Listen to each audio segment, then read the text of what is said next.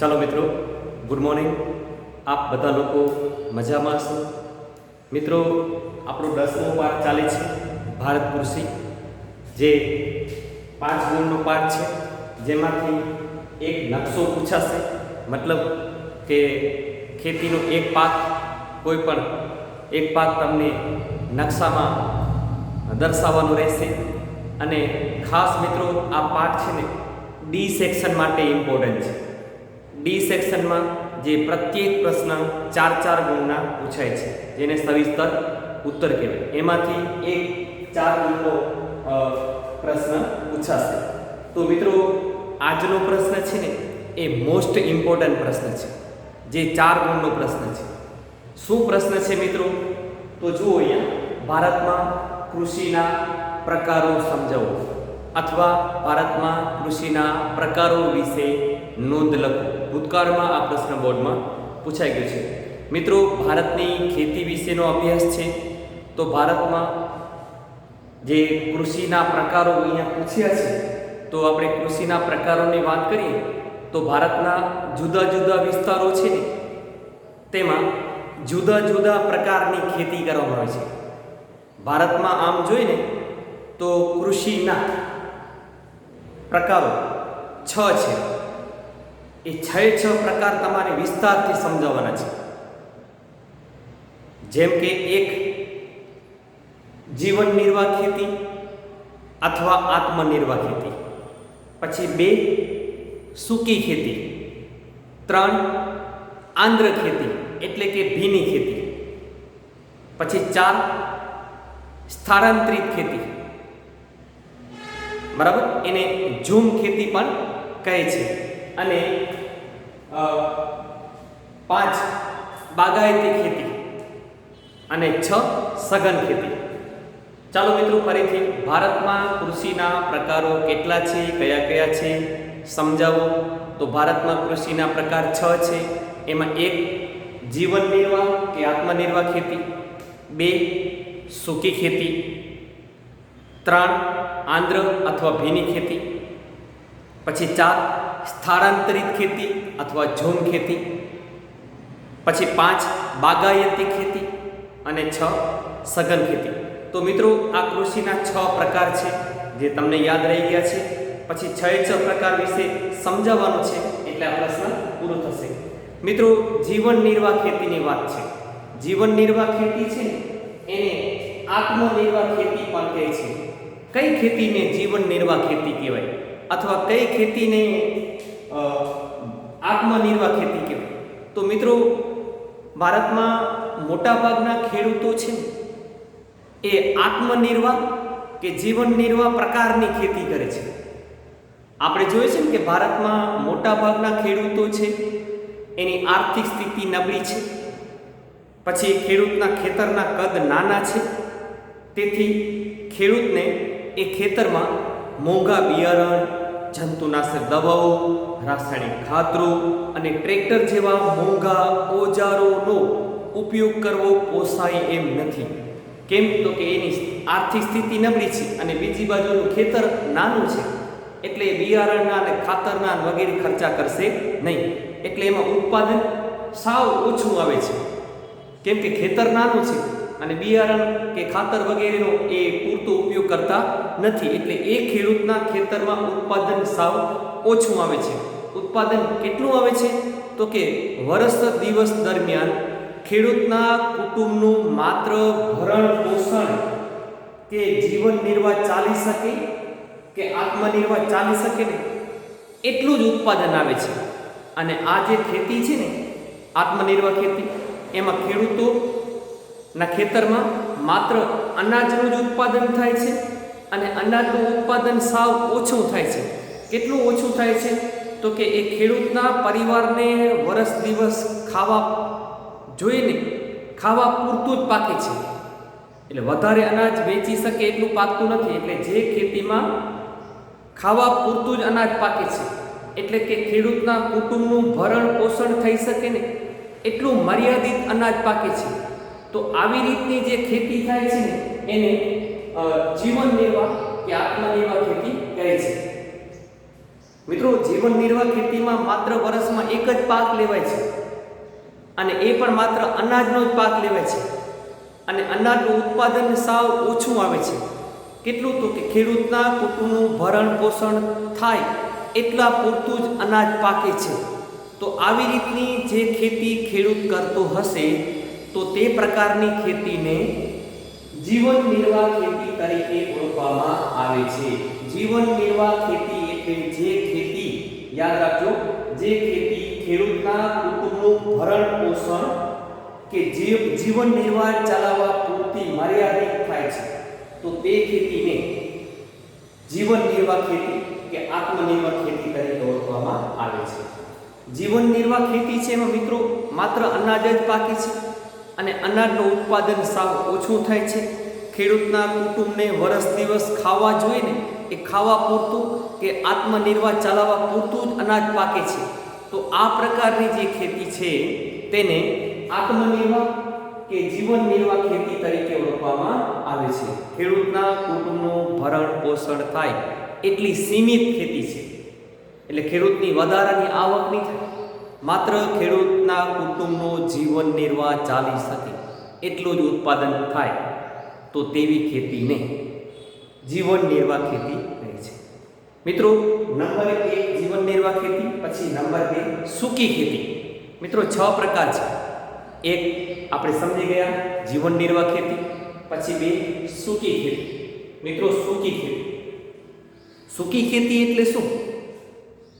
ભારતમાં ઘણા બધા વિસ્તારમાં સૂકી ખેતી થાય છે જે જમીનના ભેજ પર આધારિત છે અને વર્ષમાં એક જ પાક થશે. જે વિસ્તારમાં વરસાદ ઓછો પડે છે અને સિંચાઈની પૂરતી સગવડ નથી અને વરસાદ પર આધારિત જમીનમાં સંગ્રહાયેલા ભેજના આધારે વર્ષમાં માત્ર એક જ પાક લેવાય છે. લેવામાં આવે છે તો તે ખેતીને સૂકી ખેતી કહે છે. મિત્રો, ચાલો ફરીથી, સૂકી ખેતી એટલે શું? તો એનો જવાબ શું લખાય કે જે વિસ્તારમાં વરસાદ ઓછો પડે છે અને સિંચાઈની પૂરતી સગવડ નથી અને વરસાદ આધારિત જમીનમાં સંગ્રહાયેલા ભેજના આધારે વર્ષમાં માત્ર એક જ પાક લેવામાં આવે છે. જે વિસ્તારમાં એક જ પાક લેવામાં આવે છે, જમીનમાં સંગ્રહાયેલા ભેજના આધારે વર્ષમાં માત્ર એક જ પાક લેવામાં આવતો હોય તો તે પ્રકારની ખેતીને સૂકી ખેતી તરીકે ઓળખવામાં આવે છે. અને મિત્રો, જે વિસ્તારમાં સૂકી ખેતી થાય છે તો ત્યાં કયા પાક થતા હશે? તો કે જે વિસ્તારમાં સૂકી ખેતી થાય છે ત્યાં જુવાર, બાજરી અને કઠોળ જેવા જે ઓછા પાણીની જરૂરિયાતવાળા પાક છે, એટલે ઓછા પાણીમાં થઈ શકે એવા પાક છે. તો એવા પાક જુવાર, બાજરી, કઠોળ જેવા પાક સૂકી ખેતીમાં લેવામાં આવે છે. તો મિત્રો, અત્યારે આપણે અહીંયા 2 પ્રકાર સમજ્યા છીએ. ચાલો બોર્ડમાં છે એ જોઈ લઈએ. જીવન નિર્વાહ ખેતી તમારે નોટની અંદર આ રીતના લખવાનું છે, ચોપડીના આધારે કે ગાઈડના આધારે લખવાનું નથી. ચાલો, જીવન નિર્વાહ ખેતી અથવા આત્મનિર્વાહ ખેતી. તો ચાલો, જીવન નિર્વાહ ખેતી એટલે જે ખેતી ખેડૂતના કુટુંબનું ભરણ પોષણ અથવા જીવન નિર્વાહ ચલાવવા પૂરતી મર્યાદિત થાય છે તો તે ખેતીને જીવન નિર્વાહ ખેતી કહે છે. જીવન નિર્વાહ ખેતીમાં માત્ર અનાજનો જ પાક લેવામાં આવે છે અને એ અનાજનું ઉત્પાદન સાવ ઓછું થાય છે. કેટલું? તો કે ખેડૂતના પરિવારને ખાવા પૂરતું જ અનાજ પાકે છે અને જે ખેડૂતના કુટુંબના ભરણ પોષણમાં જ વપરાઈ જાય છે. ખેડૂતના કુટુંબને ખાવા જોઈએ એટલું જ અનાજ પાકે છે તો તે ખેતીને જીવન નિર્વાહ ખેતી તરીકે ઓળખવામાં આવે છે. નંબર 2, ખેડૂતની આર્થિક સ્થિતિ નબળી છે. આ ભારતની વાત કરે છે કે ભારતમાં મોટા ભાગના ખેડૂતો છે તેની આર્થિક સ્થિતિ નબળી છે, ખેતરોના કદ નાના છે, તેથી એ ખેડૂતને મોંઘા બિયારણો, જંતુનાશક દવાઓ, રાસાયણિક ખાતરો વગેરેનો ઉપયોગ કરવો પોસાય એમ નથી. તેથી આ પ્રકારે ખેતી થાય છે એમાં ઉત્પાદન ઓછું આવે છે, તો આ ખેતીને જીવન નિર્વાહ ખેતી કહે છે. નંબર 2, સૂકી ખેતી. સૂકી ખેતી એટલે શું? તો ચાલો ટુ ધી પોઈન્ટ જવાબ જોઈએ. જે વિસ્તારમાં વરસાદ ઓછો પડે છે, સિંચાઈની પૂરતી સગવડ નથી અને માત્ર વરસાદ આધારિત હોય તેવા વિસ્તારમાં જમીનમાં સંગ્રહેલા ભેજના આધારે વર્ષમાં માત્ર એક જ પાક લેવામાં આવે છે, તો તે ખેતીને સૂકી ખેતી કહે છે. અને આ પ્રકારની ખેતીમાં ઓછા પાણીમાં થતા હોય ને એવા પાક થાય.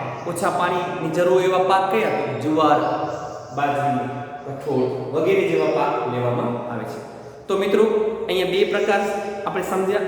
હજી આપણે 4 પ્રકાર સમજવાના છે.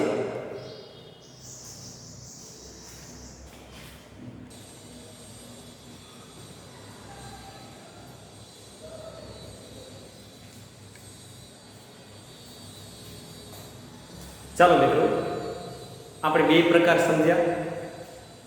એક જીવન નિર્વાહ ખેતી, 2 સૂકી ખેતી અને હવે 3 આંદ્ર ખેતી. મિત્રો આંદ્ર ખેતીને બીજા શબ્દોમાં ભીની ખેતી પણ કહે છે. મિત્રો આપણે સમજી રહ્યા છીએ કે ભારતના જુદા જુદા વિસ્તારો છે ને ત્યાં જુદા જુદા પ્રકારે ખેતી થાય છે. જેમ કે કોઈક વિસ્તારમાં આત્મનિર્ભર પ્રકારની ખેતી થાય છે, તો કોઈક વિસ્તારમાં સૂકી ખેતી થાય છે, તો કોઈક વિસ્તારો છે ત્યાં આંદ્ર ખેતી થાય છે. એટલે કોઈક વિસ્તારની જે ખેતી થાય છે એને આંદ્ર ખેતી કહે છે.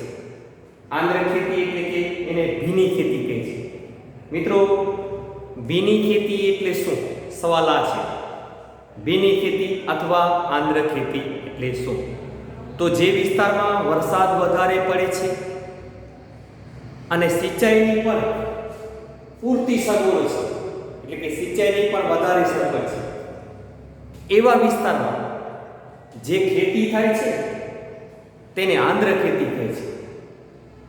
જ્યાં વરસાદ વધારે પડે છે અને સિંચાઈની સગવડો પણ વધારે છે, તો એવા વિસ્તારમાં જે ખેતી થાય છે તેને આંદ્ર ખેતી કહે છે.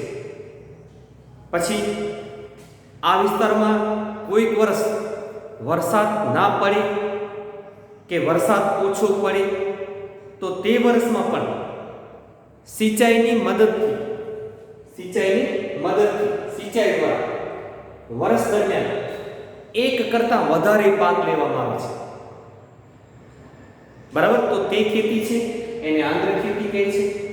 અને આ પ્રકારની જે ખેતી થાય છે એમાં ડાંગર, કપાસ, શેરડી કે શાકભાજી જેવા પાક લેવામાં આવે છે.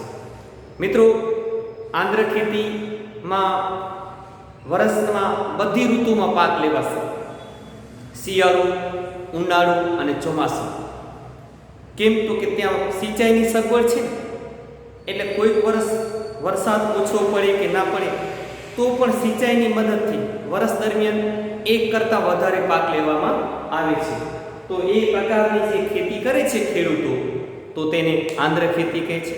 મિત્રો તમે સમજી ગયા છો આંદ્ર ખેતી એટલે ભીની ખેતી. અને આંદ્ર ખેતી કે ભીની ખેતીનો અર્થ શું થાય? તો કે જ્યાં વરસાદ વધુ પડે છે. કયા વિસ્તારમાં આંદ્ર ખેતી થાય છે?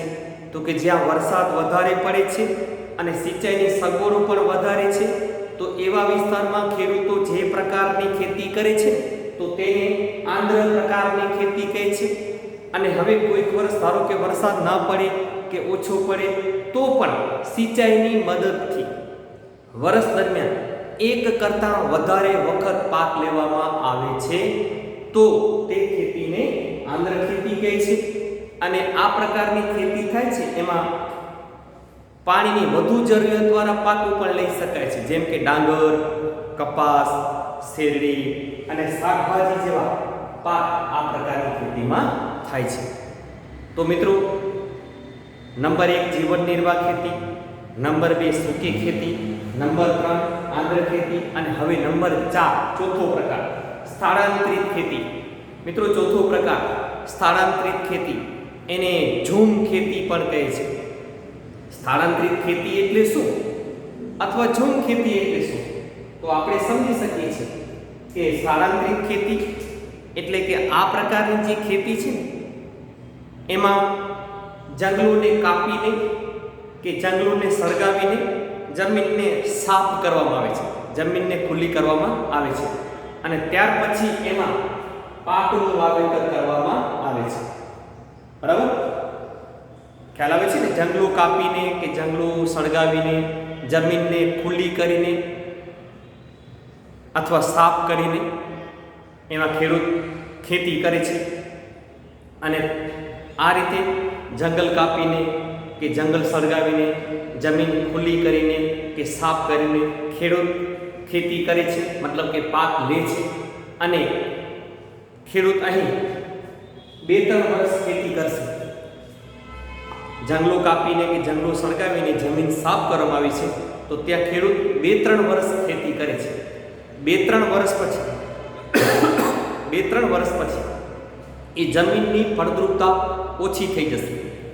એટલે ખેડૂત શું કરશે તો કે એ વિસ્તાર ખેડૂત છોડી દેશે, કેમ કે ફળદ્રુપતા ઓછી થશે એટલે પાક ઓછો આવવા લાગશે. એટલે ખેડૂત એ વિસ્તાર છોડી અને બીજી જગ્યાએ સ્થળાંતરિત થશે, અન્યત્ર સ્થળાંતરિત થશે.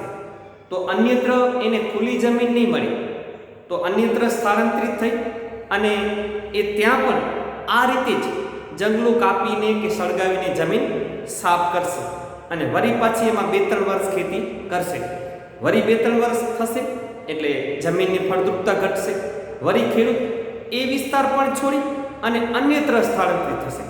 આ રીતે ખેડૂત એક સ્થળેથી બીજા સ્થળે જંગલો કાપતો જાય છે, જમીન સાફ કરતો જાય છે અને એમાં ખેતી કરતો જાય છે. તો આ પ્રકારની ખેડૂત જે ખેતી કરે છે તેને સ્થળાંતરિત ખેતી પણ કહે છે અને એને બીજા શબ્દોમાં ઝૂમ ખેતી તરીકે પણ ઓળખવામાં આવે છે. અને આ ખેતીમાં અનાજ એટલે કે ધાન્ય પાક અને શાકભાજીના પાક થાય છે. અને આ પ્રકારની ખેતી છે ને એમાં ઉત્પાદન ખૂબ ઓછું આવે છે, કેમ કે આ ખેતરોનું કદ નાનું છે. સ્થળાંતરિત ખેતી કે ઝૂમ ખેતીમાં જે ખેતરો છે ને એ નાના કદના હોય છે. મોટાભાગે મિત્રો જંગલ વિસ્તારમાં જે વનવાસી લોકો રહેતા હોય છે એ વનવાસી લોકો આ પ્રકારની ખેતી કરશે. ખેડૂતના કુટુંબને અનાજ કે શાકભાજી જોઈએ એટલા પૂરતી ખેતી કરશે જંગલો વિસ્તારમાં. તો મિત્રો તમે સમજી ગયા છો સ્થળાંતરિત ખેતી કે ઝૂમ ખેતી કોને કહેવાય? તો કે જે વિસ્તારમાં જંગલોને કાપીને કે જંગલો સળગાવીને જમીન સાફ કરવામાં આવે છે, એટલે કે જમીન ખુલ્લી કરવામાં આવે છે અને પછી ખેડૂત એમાં ખેતી કરશે. પછી ખેડૂત 2-3 વર્ષ ખેતી કરશે. 2-3 વર્ષ પછી એ જમીનની ફળદ્રુપ શક્તિ ઘટી જશે એટલે એમાં પાક ઓછો આવવા લાગશે. એટલે ખેડૂત ફળદ્રુપતા ઘટશે એટલે ખેડૂત એ વિસ્તારને છોડી અન્યત્ર સ્થળાંતરિત થશે. તો અન્યત્ર પણ આ જ પ્રકારે ખેતી કરશે. આ જ પ્રકારે મતલબ કે જંગલોને કાપી નાખશે અથવા સળગાવી નાખશે, પછી જમીનને ખુલ્લી કરશે, પછી એમાં 2-3 વર્ષ ખેતી કરશે. તો આ પ્રકારે એક સ્થળેથી બીજા સ્થળે ખેડૂત જંગલો કાપતો જાય છે અને સ્થળાંતરિત થતો જાય છે અને ખેતી કરતો જાય છે. તો તેને સ્થળાંતરિત ખેતી તરીકે ઓળખવામાં આવે છે. તો મિત્રો ચાલો તમારે જે રીતના નોટમાં અને પરીક્ષામાં લખવાનું છે એમાં આપણે 2 પોઈન્ટ જોઈએ. ત્રીજો પ્રકાર છે આંધ્ર ખેતી. સમજો બરાબર. જ્યાં વરસાદ વધારે પડે છે અને સિંચાઈની સગવડો પણ વધારે છે તેવા વિસ્તારમાં જે ખેતી થાય છે તેને આંધ્ર ખેતી તરીકે ઓળખવામાં આવે છે. વરસાદ ક્યારેક ના પડે કે ઓછો પડે ત્યારે પણ સિંચાઈની મદદથી વર્ષમાં એક કરતાં વધારે પાક લેવામાં આવે છે. અને આ પ્રકારની જે ખેતી છે તેમાં ડાંગર, કપાસ, શેરડી અને શાકભાજી જેવા પાક લેવામાં આવે છે. નંબર 4 સ્થળાંતરિત ખેતી, બીજા શબ્દોમાં ઝૂમ ખેતી. મિત્રો સ્થળાંતરિત ખેતીને બીજું કયું નામ આપવામાં આવ્યું છે તો ઝૂમ ખેતી. તો આ ઝૂમ ખેતી છે. આ પ્રકારની ખેતીમાં જંગલોના વૃક્ષોને કાપીને અથવા સળગાવીને જમીનને સાફ કરવામાં આવે છે અને ત્યાર પછી ત્યાં ખેતી કરવામાં આવે છે. અહીં ખેડૂત એટલે કે જંગલો કાપીને જે જમીન સાફ કરી છે ને એ વિસ્તારમાં ખેડૂત 2-3 વર્ષ ખેતી કરે છે અને અને ત્યાર પછી એ જમીનમાં ફળદ્રુપતા ઘટી જાય છે, એટલે ખેડૂત એ વિસ્તાર છોડી અને બીજી જગ્યાએ સ્થળાંતરિત થાય છે અને બીજી જગ્યાએ પણ આ રીતે ખેતી કરે છે. તો આ પ્રકારની ખેતીને ઝૂમ ખેતી તરીકે પણ ઓળખવામાં આવે છે. અને આ ખેતીમાં ધાન્ય પાક અને શાકભાજીના પાક લેવાય છે.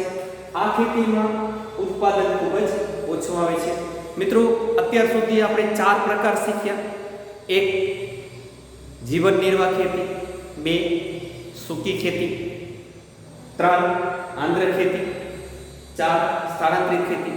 હજી 2 પ્રકાર આપણે શીખવાના છે. આના પછી 2 પ્રકાર લઈએ.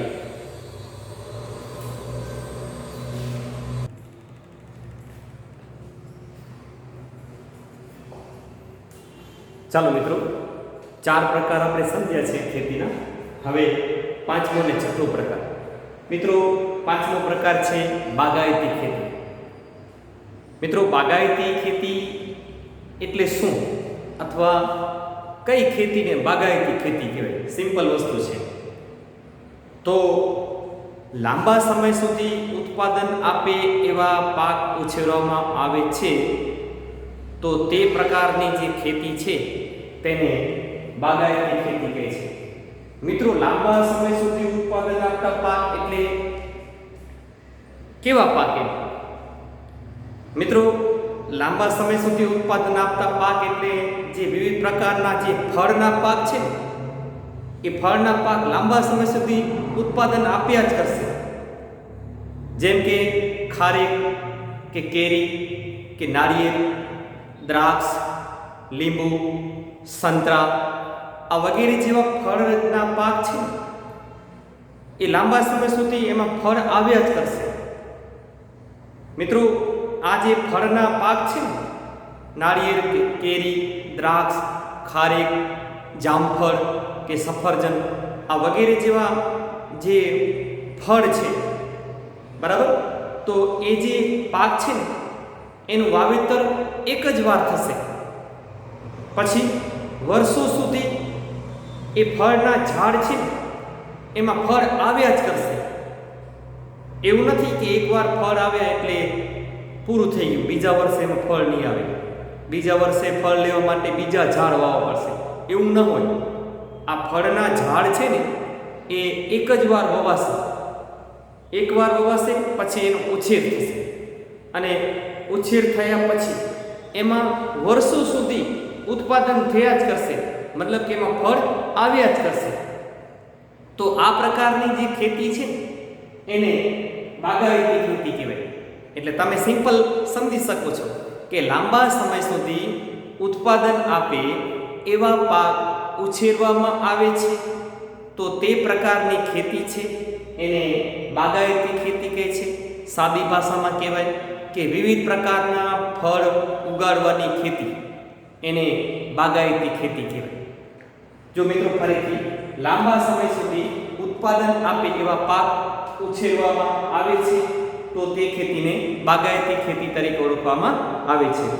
અને મિત્રો, બાગાયતી ખેતી છે ને એ ખાસ પ્રકારે થતી ખેતી છે. બાગાયતી ખેતીમાં ખેડૂતને મહેનત વધારે પડે છે. બાગાયતી જે પાક છે ને, ફળના પાક, એને વધારે માવજતની જરૂર છે, એની વધારે કેર લેવી પડે છે, એનો વિશિષ્ટ રીતે ઉછેર થાય છે. બાગાયતી ખેતી એ ખાસ પ્રકારે થતી ખેતી છે. આ ખેતીમાં કયા કયા બાગાયતી પાક લેવાય છે? તો કે રબર, ચા, કોફી, નાળિયેર, સફરજન, સંતરા, દ્રાક્ષ, લીંબુ અને ખારેક જેવા ફળોની માવજતથી ખેતી કરવામાં આવે છે. એટલે વિવિધ પ્રકારના ફળનો ઉછેર કરવામાં આવે છે. અને આ ખેતીમાં વધારે મૂડીરોકાણની જરૂર પડે છે. પછી ખેડૂતમાં કુશળતા હોવી જરૂરી છે.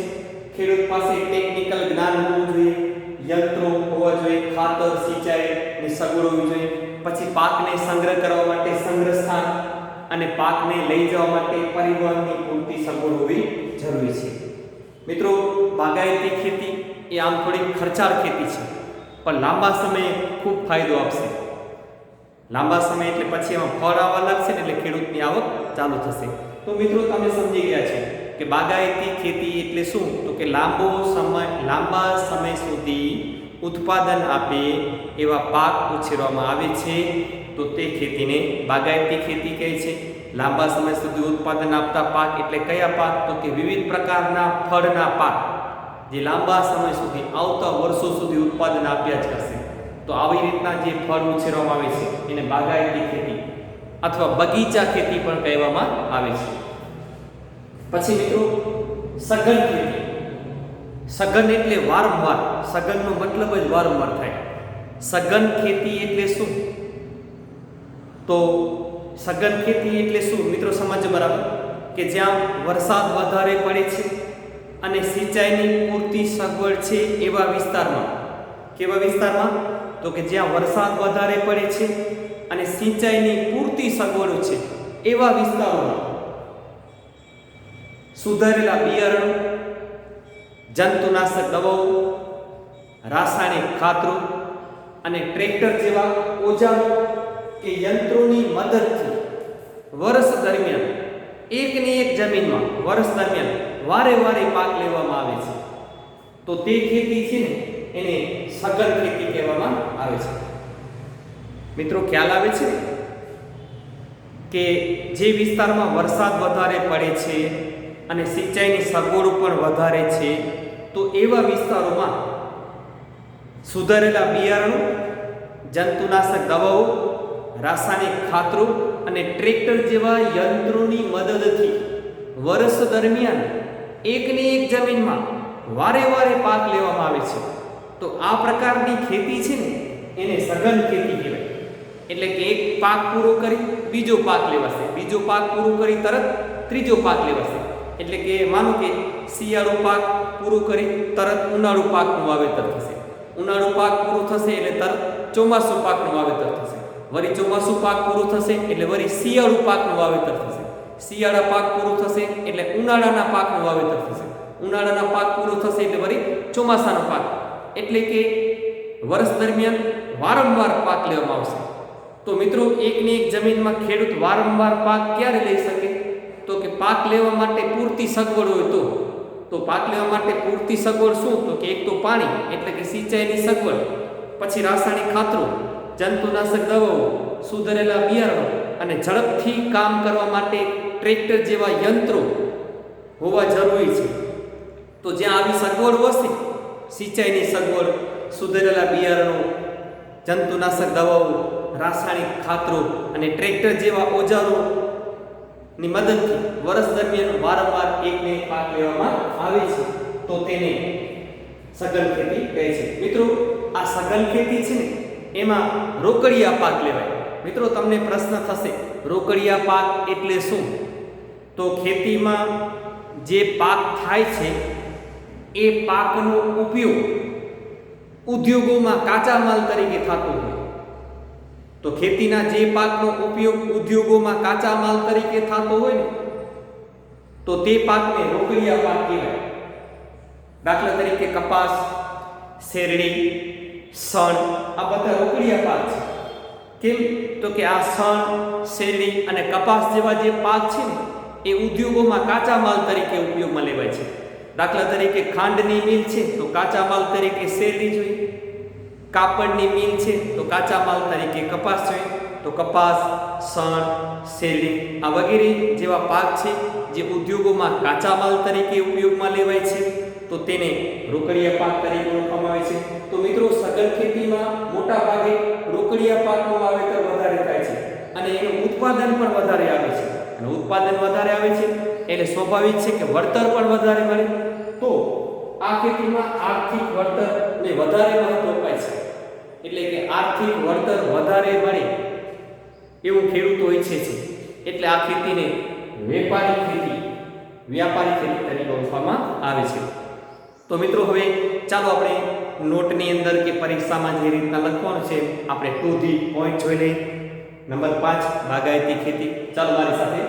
લાંબા સમય સુધી ઉત્પાદન આપતા પાક ઉછેરવામાં આવે છે તો તેને બાગાયતી ખેતી કહે છે. બાગાયતી ખેતી એ ખાસ પ્રકારે થતી ખેતી છે. આ ખેતીમાં કયા પાક? તો કે રબર, ચા, કોફી, નાળિયેર, સફરજન, સંતરા, દ્રાક્ષ, લીંબુ, ખારેક જેવા ફળોની માવજત સાથે ખેતી કરવામાં આવે છે. આ ખેતીમાં વધારે મૂડીરોકાણ, કુશળતા, ટેકનિકલ જ્ઞાન, યંત્રો, ખાતર, સિંચાઈની સગવડ, પાકને સંગ્રહ કરવા માટેની સગવડ અને પરિવહનની પૂરતી સગવડો હોવી જરૂરી છે. અને છેલ્લો પ્રકાર 6 સઘન ખેતી. સઘન ખેતી જે વિસ્તારમાં વરસાદ વધારે પડે છે અને સિંચાઈની પૂરતી સગવડ છે તે વિસ્તારમાં સુધારેલા બિયારણ, રાસાયણિક ખાતરો, જંતુનાશક દવાઓ અને વિવિધ પ્રકારના એટલે કે ટ્રેક્ટર જેવા યંત્રોની મદદથી વર્ષ દરમિયાન એકની એક જમીનમાં વારંવાર પાક લેવામાં આવે છે. તો તે ખેતીને સઘન ખેતી કહે છે. આ ખેતીમાં રોકડિયા પાકનું વાવેતર વધારે થાય છે અને ઉત્પાદન પણ વધુ આવે છે. અને સઘન ખેતીમાં આર્થિક વળતરને વધારે મહત્વ આપવામાં આવે છે. તેથી આ ખેતીને વ્યાપારી ખેતી તરીકે ઓળખવામાં આવે છે. તો મિત્રો, આજનો પ્રશ્ન ખૂબ અગત્યનો હતો. બોર્ડની પરીક્ષામાં ભૂતકાળમાં પૂછાઈ ગયો છે. કૃષિના પ્રકારો સમજાવો એ પ્રશ્ન, બરાબર? અથવા કૃષિના પ્રકારો વિશે નોંધ લખો. તો 6 પ્રકાર તમારે વિસ્તારથી સમજાવવાના. 1 આત્મનિર્વાહ ખેતી, 2 સૂકી ખેતી, 3 આંધ્ર ખેતી, 4 સ્થળાંતરિત ખેતી, 5 બાગાયતી ખેતી અને 6 સઘન ખેતી. તો મિત્રો, આ પ્રશ્ન જોઈ નોટમાં બરાબર લખજો વિડીયોમાંથી, બરાબર? અને તમારે આ પાકું કરવાનું છે. Thank you very much.